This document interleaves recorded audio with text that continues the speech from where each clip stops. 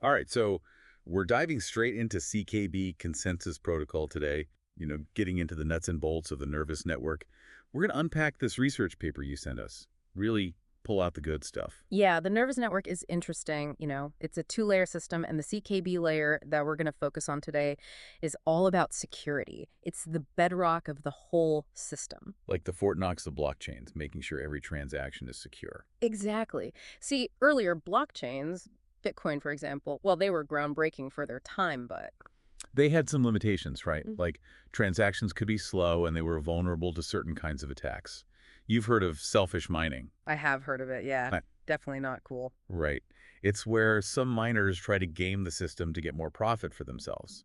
So CKB comes in with, well, kind of a solution to this. Okay, so what do? They use something called two-step confirmation. Basically, it's like adding an extra layer of verification to every single transaction. Two-step. So instead of just one confirmation, you get two. Yeah, exactly. Think of it like sending a package. You get one confirmation when it's picked up and another when it's delivered. CKB is similar. They have a proposal zone and a commitment zone. Every transaction has to be validated in both of these zones. Ah, okay. So that makes it way harder for anything shady to slip through. Exactly. It's all about building trust, preventing those fraudulent transactions that could, cause chaos in the blockchain. Makes sense. But how can we be sure that this whole two-step confirmation thing actually works? I mean, how do we know it holds up? That's where this research comes in. And this is really interesting. They didn't just, talk about it.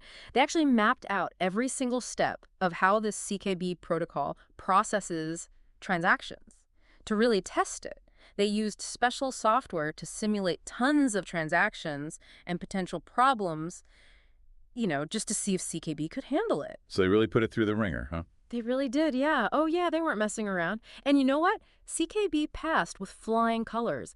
They actually listed out count 'em, seven specific properties of the system that they tested and verified. 7. That's pretty thorough. What kind of properties are we talking about here? Give me an example. Okay, so one of these properties ensures that absolutely every single transaction, and I mean every single one, goes through that two-step confirmation process. No exceptions. Right. No skipping the line. Everyone's got to go through the same rigorous process. Exactly. It keeps everything level and boosts trust in the system.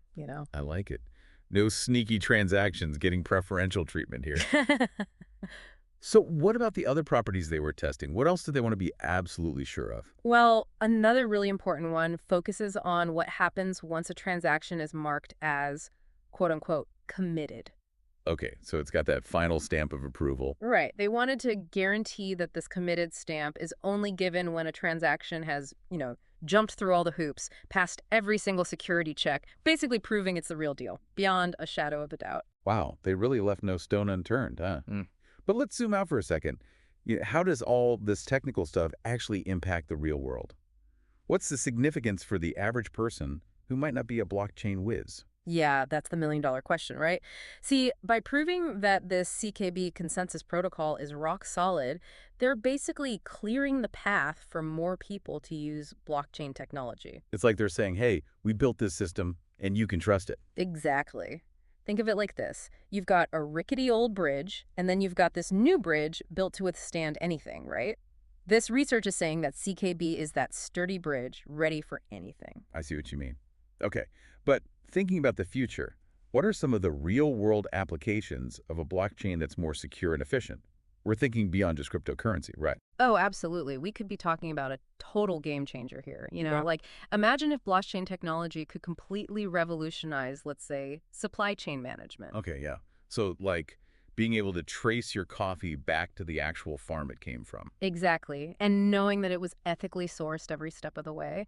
Or what about secure voting systems, ones that are basically tamper-proof, that could really ensure fair elections? Wow, yeah, that would be huge. Right. And that's not even scratching the surface. We could use blockchain for digital identity, even tracking land ownership, all these things built on a secure and reliable foundation like CKB. It's pretty amazing to think about the possibilities. As we've been going through this research, I keep thinking about how the authors mentioned that this whole two-step confirmation idea, that it could be used for other things besides blockchain. Makes you wonder what else it could be used for, right? It really does. It just goes to show you how one innovation can lead to so many other ideas. It's all about finding new ways to apply these principles of security and verification. Exactly. So, to our listeners out there, we'll leave you with this. Where in your world, in your work, your life, could you use a little two-step confirmation? Maybe it'll spark a brilliant idea. Keep those brains buzzing, and we'll catch you next time.